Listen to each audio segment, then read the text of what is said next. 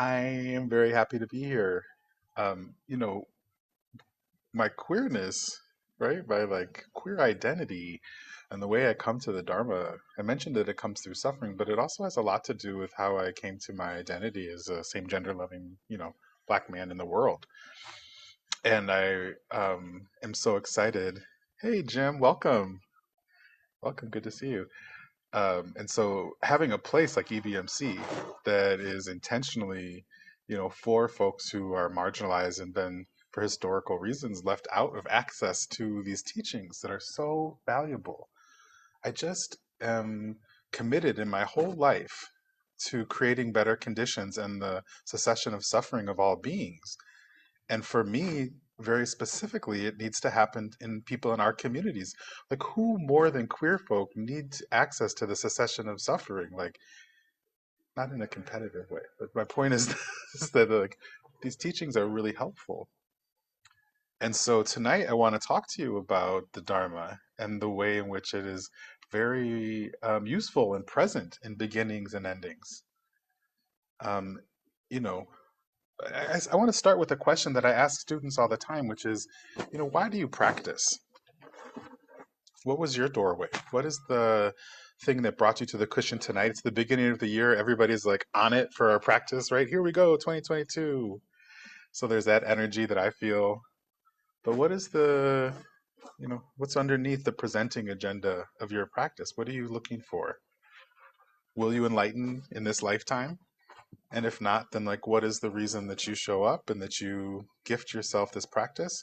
Because I'll tell you what, in the beginning of the year and in the beginning of my practice, there were pieces that are foundational.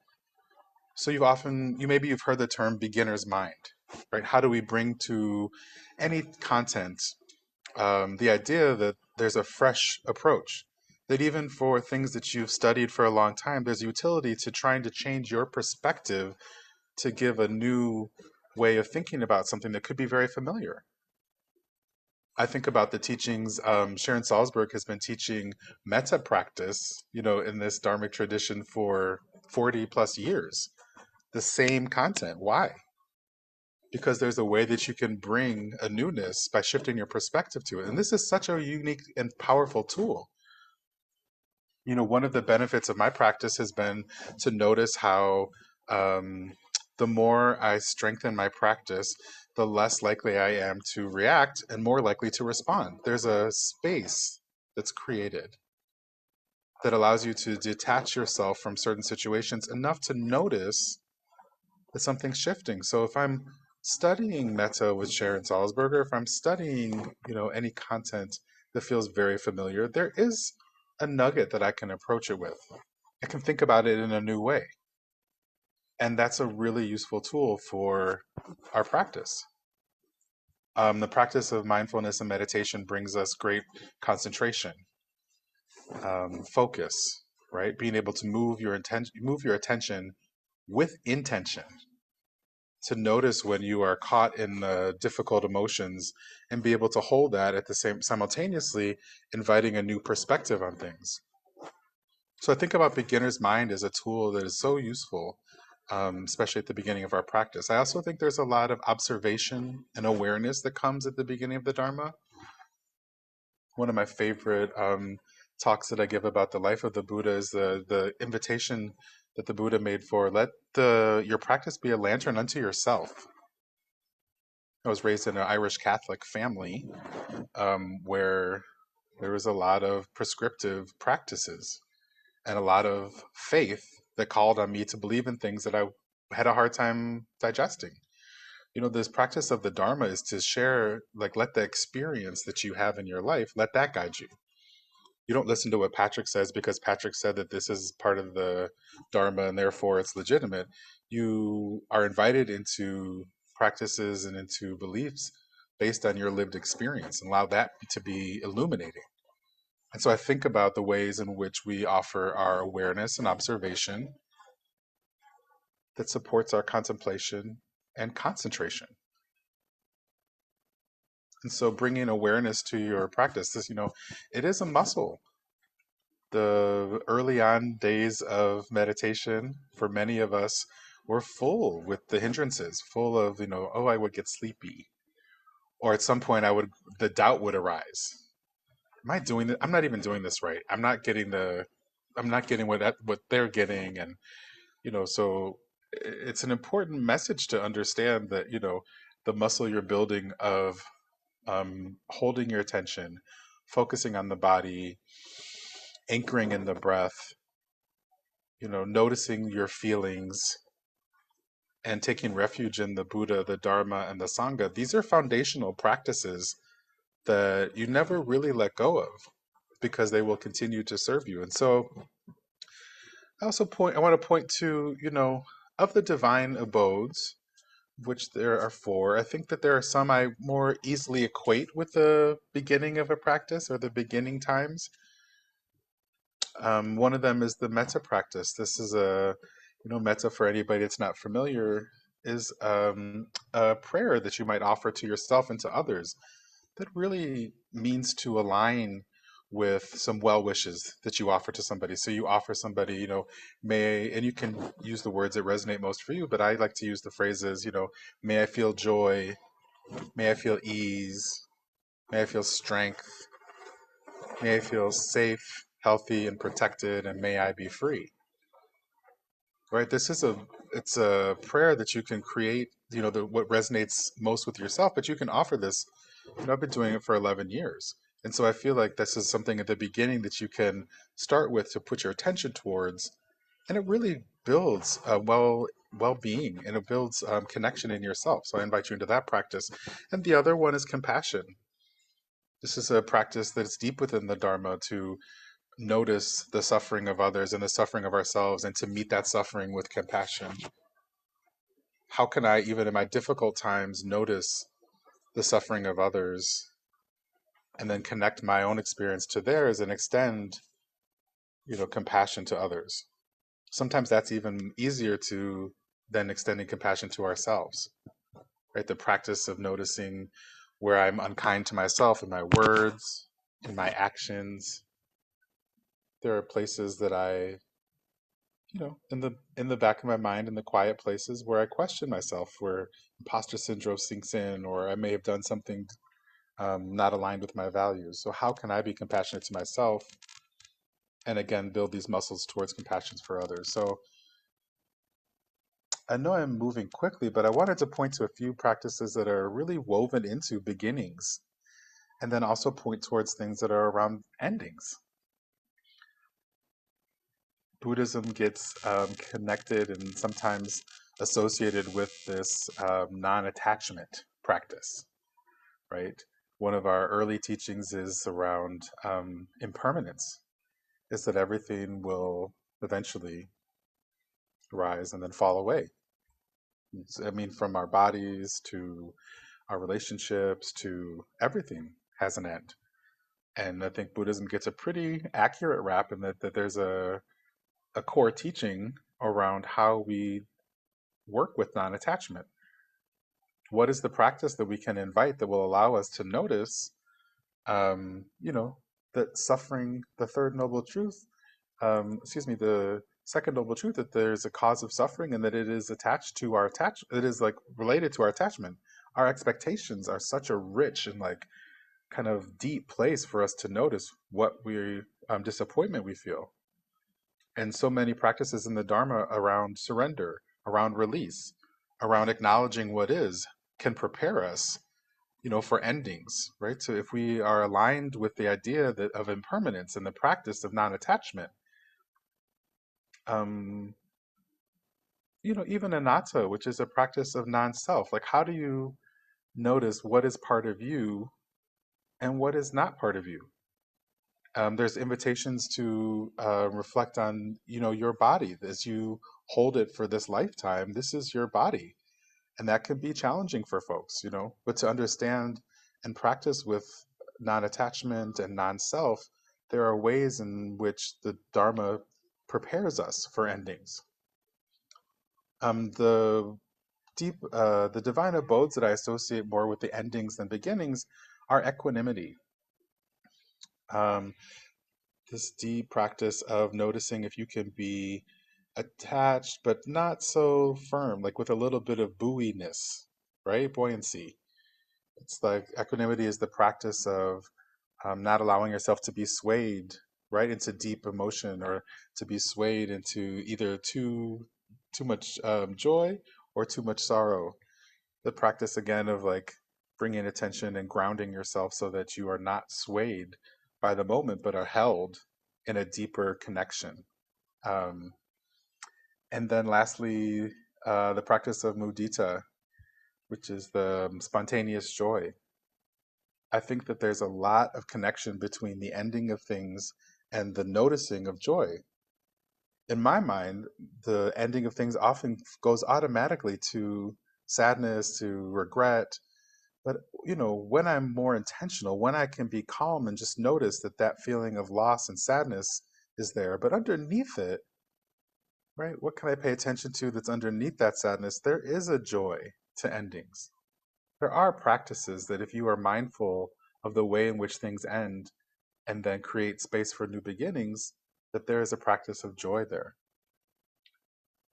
Um, so I want to just I want to bring, this attention. It was kind of a quick reference point, but I wanted to bring our attention towards the practices that exist within the Dharma. It's the new year, and so many of us are looking for a deepening of our practice. And so I invite you to turn the heat up just a little bit on your practice and consider, in which ways is the Dharma supporting, the burgeoning beginning energy that you hold maybe at this time of year, and what practices are available for you in, not being as attached and kind of letting go of things, yeah, towards the ending of things. So if you're in a breakout group, the two prompts I'd like you to answer, and of course, do whatever feels good in the space, but, um, what part of your practice supports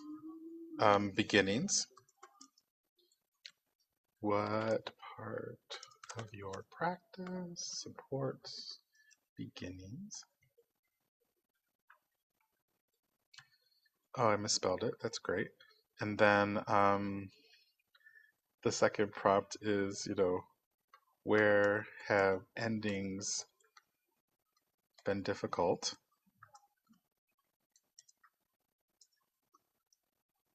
And how could your practice support you? So, is anybody familiar with the practice of rain? Just great. Um, so there are so many versions of it, and it's been a great tool in my practice. So I just want to acknowledge that, this is a version of the tool, not the only way to practice rain, but it is meant to support our deepening understanding of a particular type of harm. So I'm going to walk through it quickly, and then I'm going to actually offer you to find something to practice with, and we'll test it out, and we'll see how it goes. So the first R in rain is about acknowledging that in any given moment there are thoughts and feelings that are affecting us. There could be something that is challenging. Again, for this practice tonight, I would invite you to self-monitor how much you share, but really, just take a moment to notice, what is the strife, what is the dissonance, what is the challenge that's arising for you. And the rain practice will give us a framework to really work and process it. So the A in rain is for allowing. So the first thing we do is we get grounded, we have a few breaths, and we acknowledge the emotions or sensations that we're feeling. And again, sometimes the inclination is to, oh, it's unpleasant, I don't want to think about that, or oh, it's that thing I did at work today felt really icky and I don't really want to think about it. So they imitate, there's like a lot of times we can push them to the side. We don't want to deal with them. But the allow asks us to sit in the discomfort. And then the I in rain is for investigating. So really what we're trying to practice is, can you get curious? Can you acknowledge a desire to understand more of the emotion that is arising within you? So we've gotten quiet to like recognize that there's a shift or a challenge that we're working with. We are sitting with that challenge and allowing it to be, and even in the discomfort, we allow ourselves to notice, not trying to fix it, but just to notice it.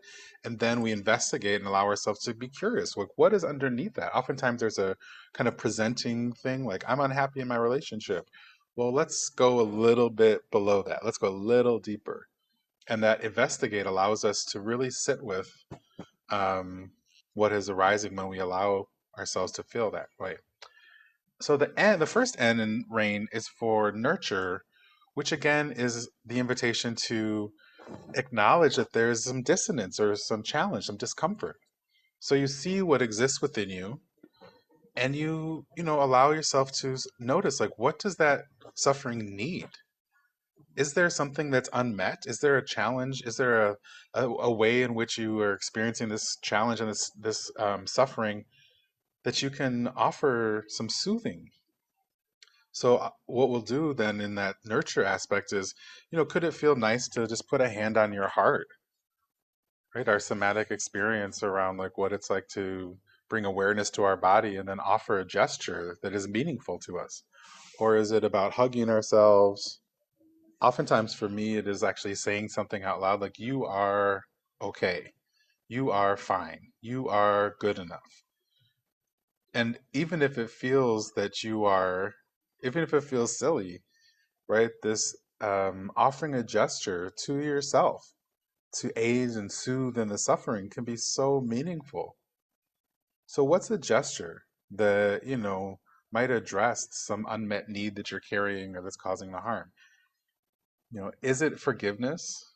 Can you offer yourself forgiveness? Which, can you start to, like, even if you don't feel like you can really forgive yourself for something, can you work it back and be like, I want to acknowledge that I want to forgive myself?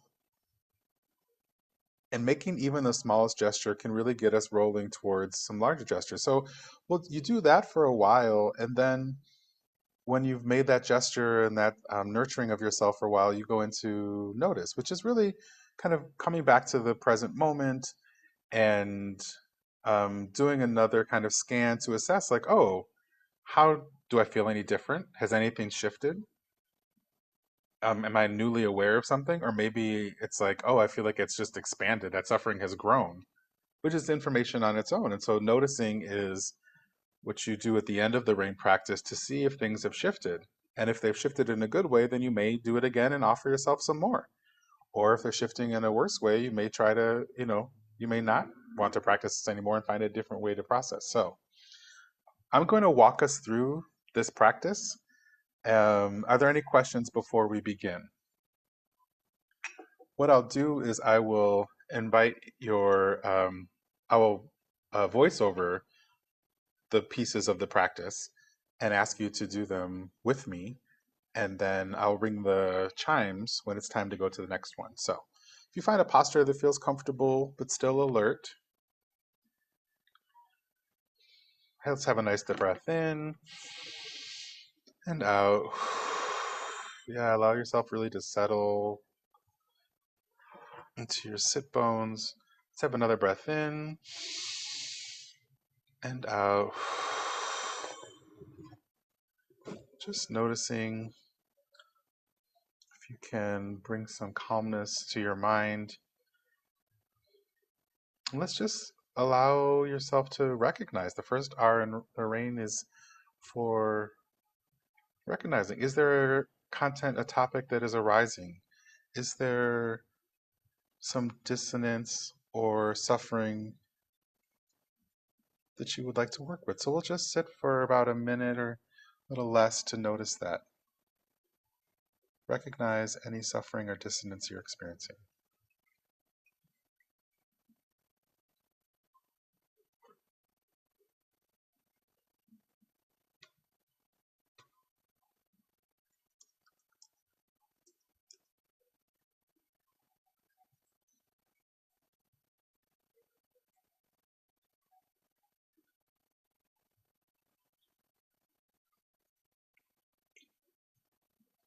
You may comb through your day or your communications with people, or maybe it was over the holidays. Just notice if there's something that feels icky, just a little bit of challenge or suffering.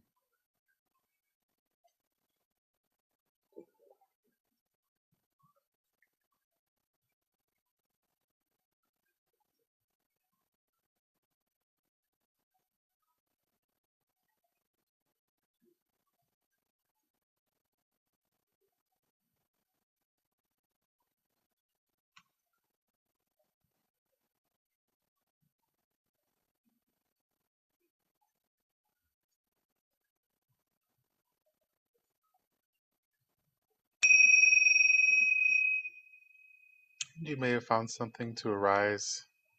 You may not have, and that's okay. But we are going to move forwards to allow. So if you have some suffering or some content that you're recognized, we'll just take a minute to really allow yourself to be with that suffering. Remember to take deep breaths. Remember that you can respond and not react, but really allow yourself to sit with that discomfort and challenge and notice if there are places in your body that shift or if anything is arising about this challenge. But allow yourself to be with this for just 45 seconds or so.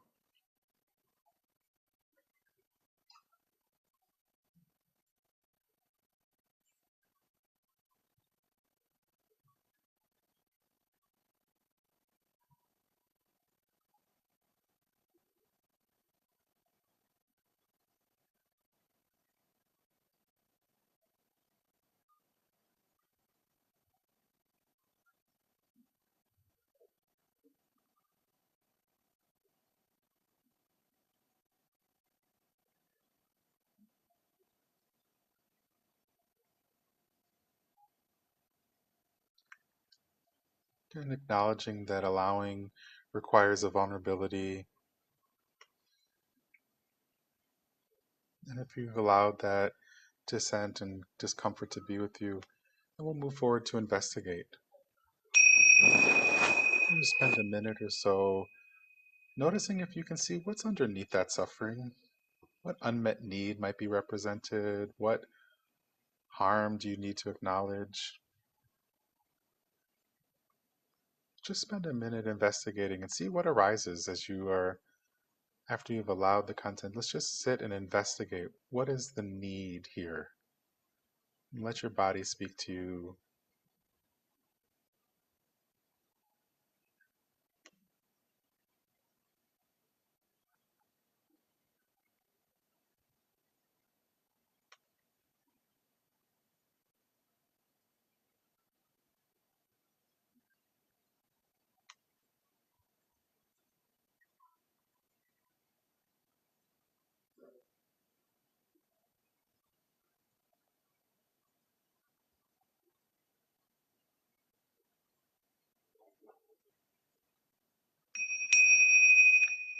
You may need to continue to investigate for anything to arise. But again, take the time you need. But I'm going to move forward to the nurture aspect. If something has arisen in your reflection, take this time now to see if there's a gesture you can make towards yourself. Is it a hand on the heart? Is it an embracing of yourself? Is it a something you can chant to yourself to affirm and to meet the need to be recognized and what that harm is? But can you spend a minute just nurturing yourself in some aspect of what's arisen for you? We'll do this just for about 45 seconds.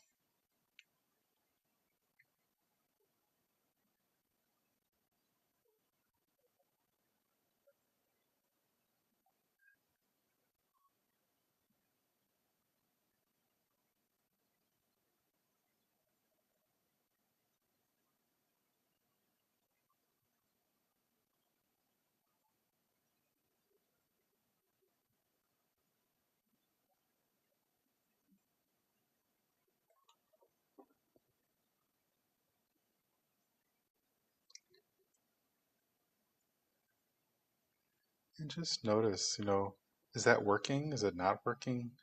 Would you like to shift and try something different? We'll extend our time here. See if you can try another gesture. Would it be soothing to hum? Would it be great to tap yourself in the forehead? Just offer yourself some kind of affirmation. Try something new.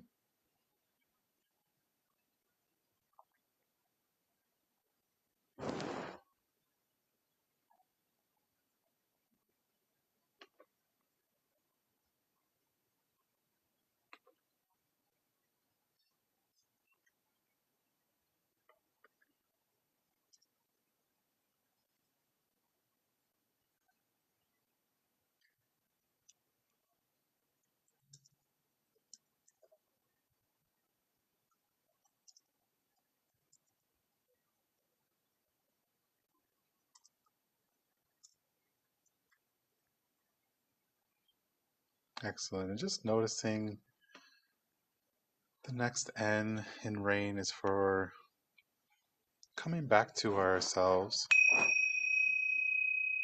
bringing your awareness back to present moment. You may want to squish your toes or your fingers. If it feels good to open your eyes, have another deep breath in and out. Just give yourself a beat and a moment to scan through your body and notice, has anything shifted? If things were uncomfortable, is it something you would want to try again? If things have shifted more towards resilience, can you notice that in your body? So we'll just give ourselves a minute just to notice if anything has shifted in that very brief amount of time in practice.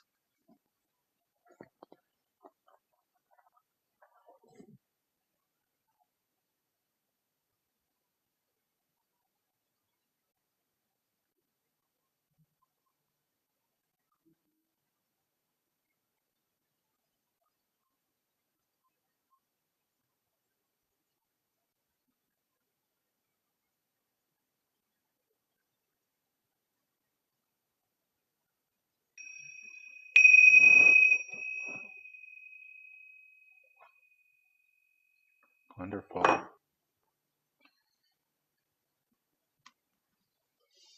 Alrighty. Thank you so much for your practice. We have about a minute or so before the other rooms come back in. Happy to hear any questions, reflections. It was so fast, I know. My goal was to offer something that you would Google later and be like, oh, that, I'm going to see how they really do it, how Patrick does it, um, called Nothing Beautiful. And it starts like this. There was deep truth in what the Archbishop was saying. Oh, sorry, I'll give a little context. So the Archbishop is talking to the Dalai Lama about the utility of suffering. And he's pointing towards Nelson Mandela's time incarcerated and saying that there was a way in which not the man that he became could not have happened were it not for his suffering. So lots of like challenge there, but that's the context. There was a deep truth in what the Archbishop was saying, and yet I wanted to repeat back to him what he had said to the Dalai Lama. It's one thing to understand the value of suffering, and quite another to remember that when you are angry, remember it when you are angry or frustrated in pain. Archbishop, take us with you to the hospital or to a doctor's appointment, and they're probing you and prodding you, and it's painful and uncomfortable, and you're waiting, and it takes a long time. What do you do inside of yourself not to feel angry or to complain or wallow in your self pity? It sounds like you're saying you can choose to be joyful even in the face of difficulty. How do you do that? Response. I think we ought not to make people feel guilty when it is painful. It is painful, and you have to acknowledge that it is painful. But actually, even in the midst of the pain, you can recognize gentleness of the nurse who is looking after you. You can see the skill of the surgeon who is going to be performing the operation. You sometimes, Yet sometimes the pain can be so intense that you do not even have the capacity to do that. The thing is, do not feel guilty. We have no control over our feelings. Emotions are spontaneous things that arise. This was a point that the Archbishop and the Dalai Lama would disagree on during the week. Like, how much control do we have over our own emotions? The Archbishop would say very little. The Dalai Lama would say we have more than we think. So it's an interesting like reflection of like how resilient are we? Like how can we in moments not blame ourselves if we don't have the capacity to find, shift our attention towards something pleasant, even in an unpleasant situation. Um, yeah, it's a great conversation. The second is marked with a dog-eared page. I'll find in a minute. Yes.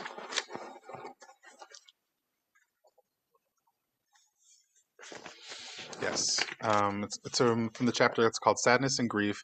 The hard times knit us more closely together, which, honestly has been my experience of Alphabet Sangha. There have been moments in my life where the Kalyanamita and the friendships that I've formed here have supported me through the darkest times. And I wonder about our journey and our path and our practice towards awakening. The ways in which we connect and show up for each other really matter. And so when the times are tough, it's sometimes easier to see, but when times are easy, can you also be as present? So this is about sadness and grief. Sadness is in many ways the emotion that causes us to reach out to another in support of solidarity. Sadness is in many ways the emotion that causes us to reach out to one another in support and solidarity. The Archbishop expressed quite wonderfully when he explained, we don't really get close to others if our relationship is made up of unending hunky-doriness. It is the hard times, the painful times, the sadness, and the grief that knit us more closely together. A funeral is perhaps the most obvious example of this weaving of our relationships and community together. But even tears are a signal to others that we need comfort and kindness, that we are vulnerable and need help. We try so hard to separate joy and sorrow into their own boxes, but the Archbishop and Dalai Lama tell us that they are inevitably fastened together. Neither advocate the neither advocate the kind of fleeting happiness, often called hedonic happiness, that requires only positivity states and banishes feelings like sadness to emotional exile.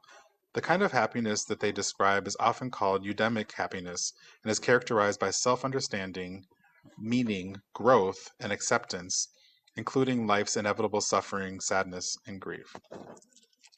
So I'm not going to harp on it too long, but I found that the realization that when we're sad, right, we can be woven even closer, more closely together.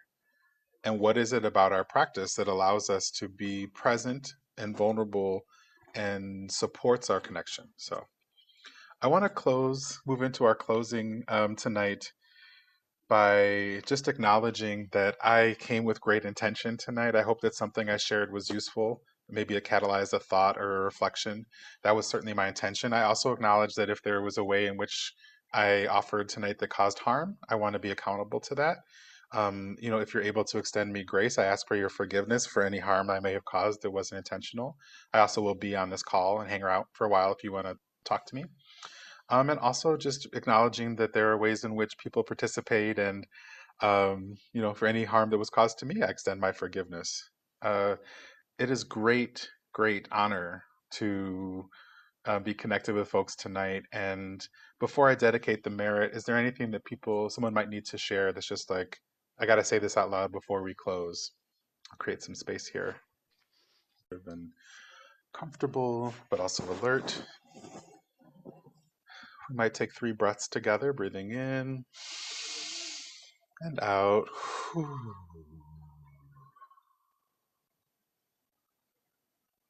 Take another breath in and out. Just noticing if anything is arising for you from the conversation this evening or from your practice.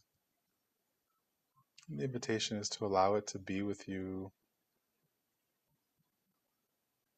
Just acknowledge that we're connected through our practice together tonight. One last breath in through the nose and out through the mouth.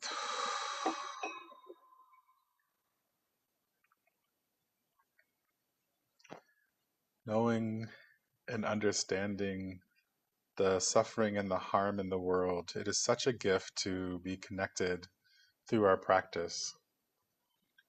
May tonight offer us an opportunity to see within ourselves and with each other a world possible through our connection, devotion, and practice.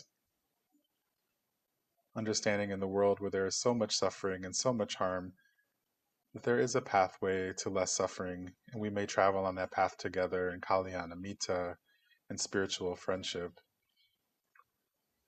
While we practice tonight together, may any of the merit that we have generated through our contemplation, through our practice, through our silence, may the merit of our practice really be bonded and sent out to all beings in all directions to reduce the suffering and increase the freedom of all beings.